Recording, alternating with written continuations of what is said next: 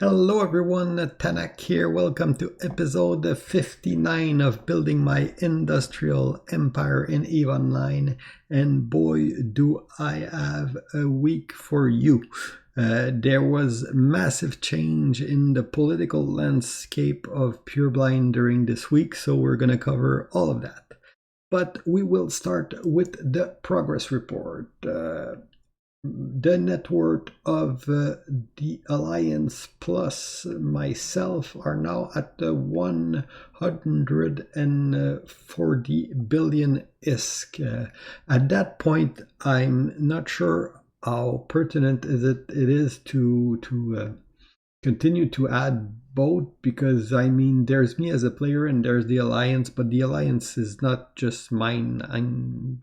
I mean, there's so many there's a lot of people that are contributing, so that's not my wealth, it's the Alliance network.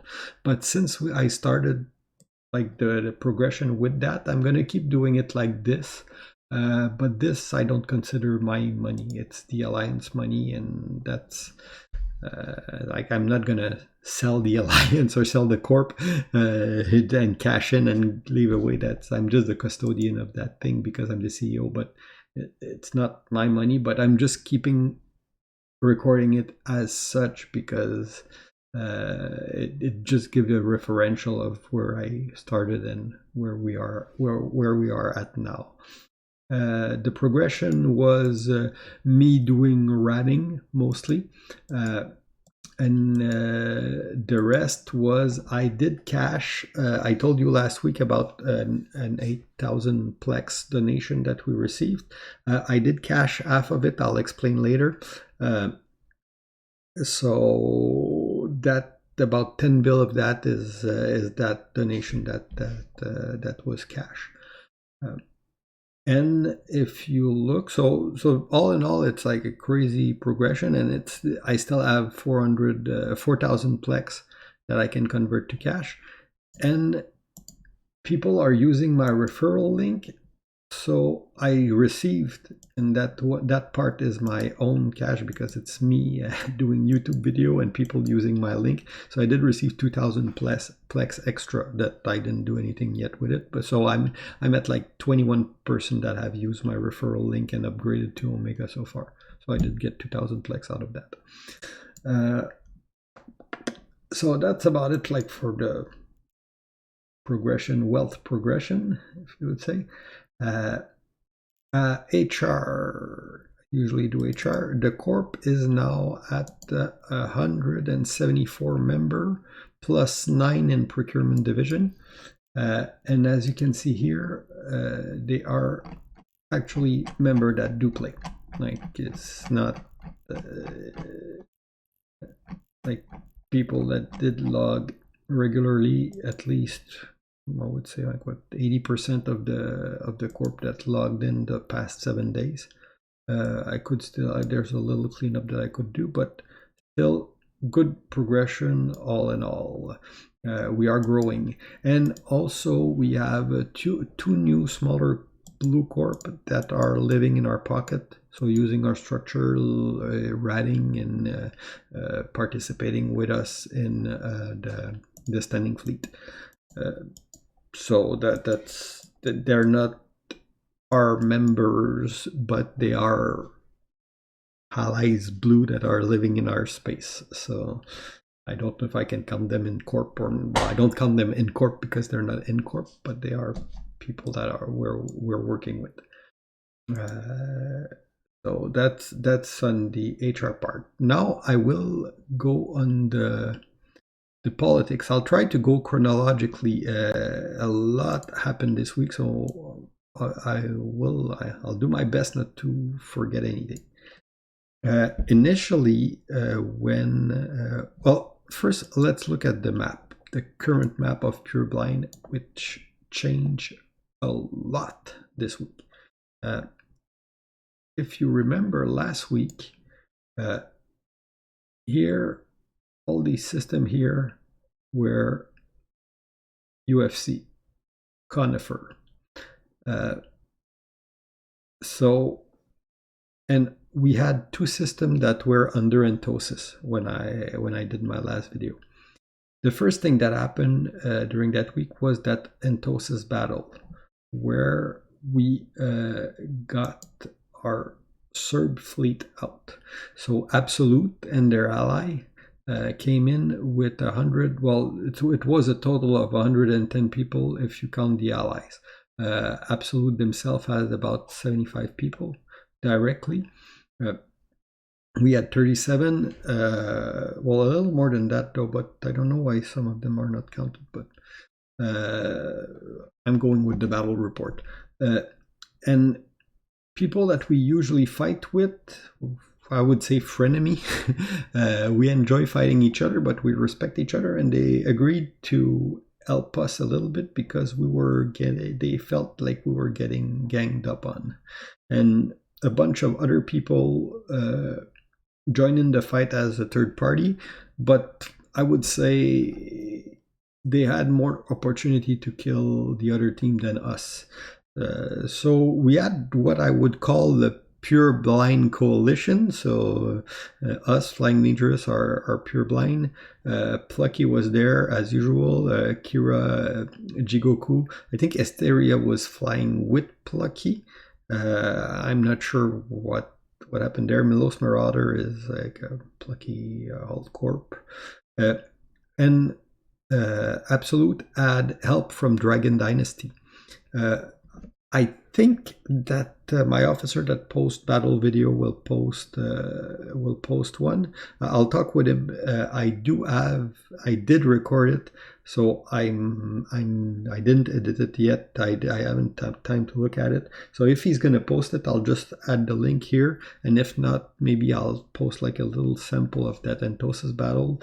Entosis battle are like kind of crazy because you get people warping all over the place trying to Entosis command node and defend it and trying to shoot people. Entosis, it's like a big game of capture the flag with multiple flag. It's kind of crazy and it's very fluid. And we unleashed our new doctrine ship, which are Cerberus. So we had a bunch of Cerberus in fleet.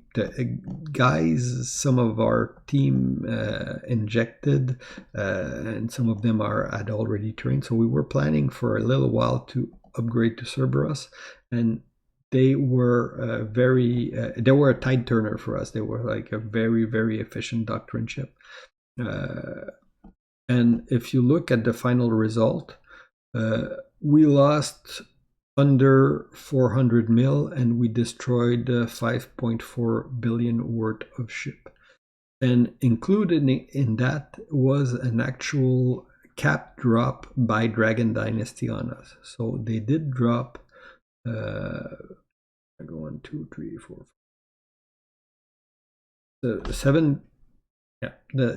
Seven caps / carrier on us, and it didn't work very well.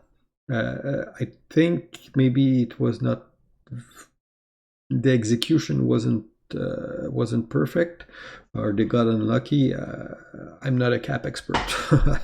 I'm F1 monkey in the fleet, but they didn't manage to shoot anything, and we shot all their fighters. So you don't see fighter in that also. So, and we did massacre Feroxes and Entosis Drake, like a large number of them. So it was all in all a very, very, very major win for us. There's no other way around it. When last week I said when we lost our Jackdaw that we fucked up, well, this one was a major victory for us. After that, the system calmed a lot. For about 2 or 3 days, you didn't see nobody from Absolute in the system. And the next morning after that fight, General Lee called me and sent me a mail on Discord, sent me a message on Discord, and we started talking about possible ways where we could agree for cessation of hostility. A prerequisite for us that we have is that they remove all presence from our system. and that we haven't reached an agreement yet. But anyway, we'll go like one day at a time. So that was on the weekend, and then stuff started happening around the area. We got news that Conifer UFC where they lost a Sotillo. I don't have it here, but they lost a Sotillo, and that was like, it seems like the beginning of their collapse. And they started selling their assets. So we did get an offer, and we bought 2 of their Atenor that they had in our space. But at the same time, we knew that they were selling other asset here on top. So we got word that they were selling structure everywhere, and they were even looking at selling SOV. And the entrance system here and BDV3 got entosed by Flying Dangerous, and at the same time here there were entosing. There were systems that were getting entosed here, and systems that were getting entosed in that constellation here. So fight happened in that area. The first system they lost was actually BDV3. What happened is Flying Dangerous went there to try to pick a fight, and they didn't show up. So they just destroyed the iHub here, and Flying Dangerous was not really interested in putting it down. So when we saw that, oh, there's no iHub, we put our own. So we entosed that. And then since the TCU was also repped, there was a fight for the TCU after that. And we knew that they didn't show up. We just pushed the battle and claimed the system for us. So for us, it is a nice system, not a nice like NY, an ice. There is ice in that system. So it does complete our industrial empire a lot, because we can now produce fuel in pocket. So that was for us, that was a very interesting system to claim. So we did claim it and started working on the ADM right away to make sure that we keep it. But after that, Flying Dangerous started claiming the entrance system, and then there was like a huge collapse of UFC, where they just flip all their system to Volta.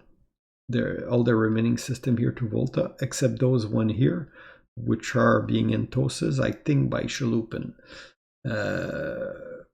So out of that, we got BDV3. Flying Dangerous fought and got here. This one, I'm not sure if they bought it or not, but it flipped to them straight up. So I think I don't know how the transfer happened. Did they transfer it, or did they entosis it? I'm not sure. And this one here is claimed by Volta, but currently under entosis. And here they're just Volta doing some mop up here, like probably claiming the rest of the system there. Or what's happening anyway. So the map completely flipped, and what happened after that is that the UFC is basically look like they're disbanding. You have Corp actually leaving UFC and joining Road Capel, like the big corp in UFC that were still like most of their manpower. So the only presence they still have in the area is those system here, and they're all in TOSes, and I don't think that they will last long. See, like there's not even a TCU here. So this one is gonna be, I don't know what will finish. Oh, you see, Shalupin is claiming everything here. So that's it. The end of UFC in pure blind. And probably end because the major corp are leaving the alliance, but that you would have to ask them. So that's the new geopolitical situation here in Pureblind. So you have Wump here and Flying Dangerous that are claiming the trial. I don't know what will happen here, but I don't know if like how hard will Volta commit to try to get that one here, but Flying Dangerous has a strong presence in the entrance system here. We are getting well entrenched here. Volta claim that northern path here, and you got Chaloup in here. So Benderlog is still the major local power. And you have X-Empire here and Hysteria here. So that's how it is. And also, I think X-Empire is being endorsed by I Aim to Misbehave, who are coming from Manteno and like pushing in their area from the bottom. So that's the part with the UFC. Now us in there, okay. I told you initially the Cloaky Camper had stopped. As soon as we claimed that system, the Cloaky Camper came back. I don't know if it's related or not.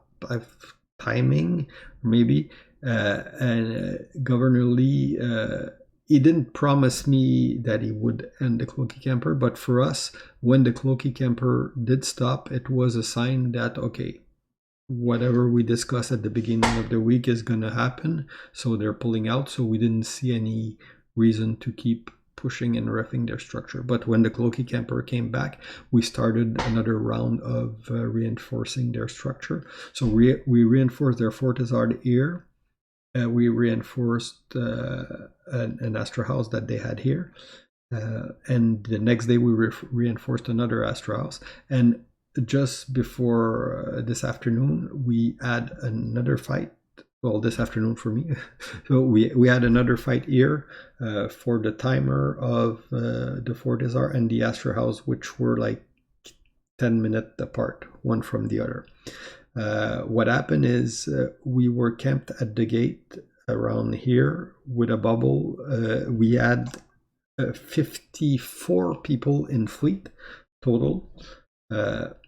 And we basically we were camping them and to keep them from coming in, but we were more interested in hitting their fleet hard and inflicting loss than we were at actually pushing the timer, because we know that it's going to be a long war to clean. They have 3 stations here, so we know it's going to be like a lot of timer often. So we went more on a try to hurt the fleet strategy, but they were smart enough to not commit in large number. So eventually at some point we got too late to push the Fortizar, so we pulled the fleet back, and we started hitting one of their 2 Astra House that they have here, the one that was reft, and we managed to push it to all timer. So there is an all timer here in 3 days. They have an armor timer tomorrow. So that's what we are here. So we advanced one strategic objective. We did though fight. Their number weren't as large as usual. You see that they have less people coming in the pocket. Well, maybe, I don't know, maybe it's timing, maybe it's after that loss, maybe they're like feeling less interested in pushing hard, but they did form up. And we did manage to shoot like a few ship, like some Hurricanes, some Feroxes. I think there was a Gila that we shot too.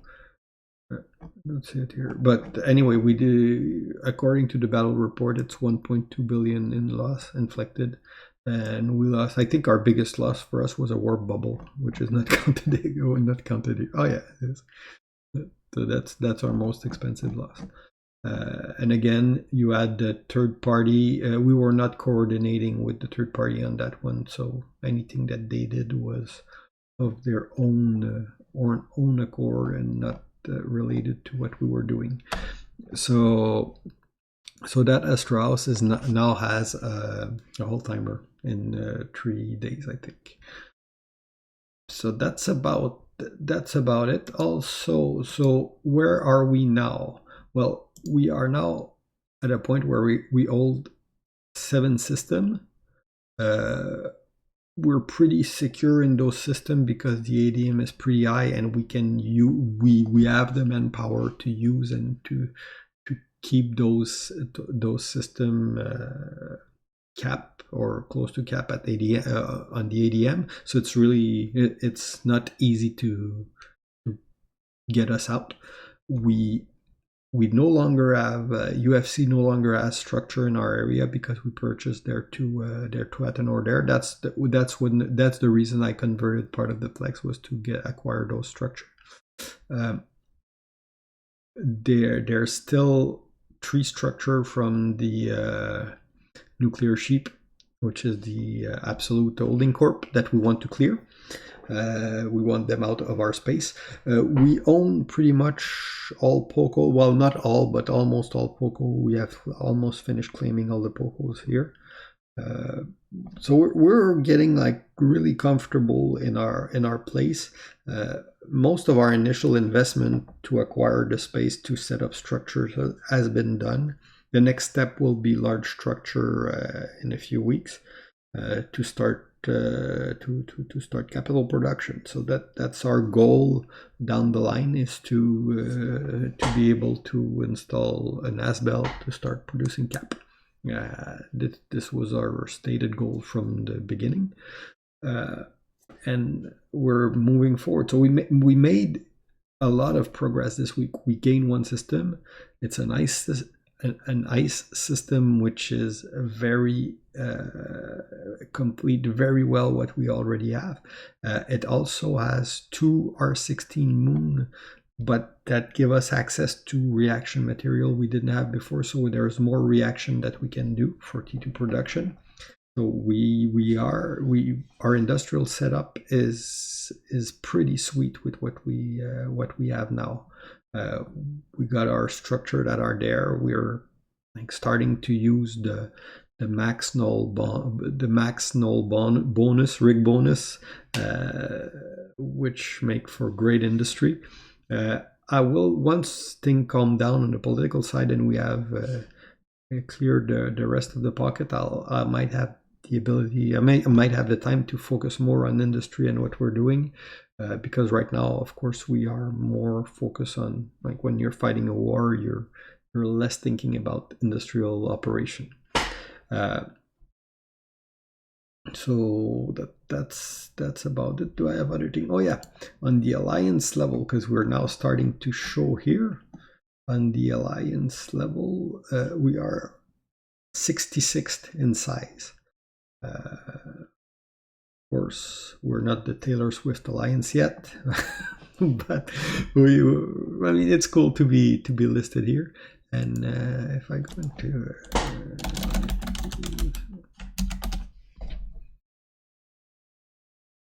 we don't show yet on the submap because I think that because of the size of Volta and Benderlog, you don't see us, but that area should be like us and Flying Dangerous, the entry system here. But Benderlog and Volta are just too big, so the algorithm don't display us. But it's still pretty sweet to have that little island of null space, which is our little area. What can you expect next week? Well, we are continuing to try to get Nuclear Sheep /Absolute Will /Absolute Honor outside of our constellation. We did have a few talk with. I do talk occasionally on Discord with their leader, Governor Lee. Maybe they'll accept. We did send them a list of what we expected if we are to cease the hostility. If they accept that, that might come to an end, and they might be. We're basically, what we're offering is we're offering to purchase one of their structure and asking for the immediate unanchoring of their other two. That's the big negotiation point for us, is we want their presence removed from our space. They haven't accepted yet, but they're not the only one dealing. They are allied with Dragon Dynasty and Ranger Regiment, so I think they and Stardust Union, so they have to negotiate with allies so they can give a coordinated answer. They should talk to us before the end of the week, but I don't expect this. I expect the war to last still a few more battles at least. So we will continue to push to get these out. I don't know how the political situation will evolve with the collapse of UFC. Volta is getting a strong presence. Shalupin is getting a strong presence here. I don't know if an all-out war will start between Volta and Bander locally here, because they got hit pretty hard on their Fade system. Or was it Fade? No, Delkin. Okay, yeah, here that was Bander before. They got hit hard here, so maybe there will be change on that map. Womp basically don't want to get too involved in that fight. We are trying to preserve our space and let the fights of other doesn't necessarily directly concern us. But there is also in Tribute. Tribute is getting a lot of pressure from Fraternity, from what I've heard. Tribute and Veil of the Silent. So there's going to be some interesting stuff on the larger scale here. Locally, I don't know. For Womp, locally this week is keep pushing timer, keep finish claiming Pocos, Crab, and continue to upgrade our industrial operation. We're still recruiting. We're still trying to add to our number because, well, the strength of an alliance is in large part governed by how much people they can get on grid and fight, and how the type of ship these people can fly, because there's number of pilot and skills of pilot, and skills of pilot is not to be underestimated, as we saw with this with our new doctrine. When people started flying those Cerberus, it did change the game a lot for us in the dynamic. So anyway, we're still going to be we're still recruiting. We're still looking for player to join Guns N' Rust, for Corp to join Womp. We are a growing and up and coming corp, so I hope you guys enjoy. Well, that's it for this week. So see you guys next week. Bye bye.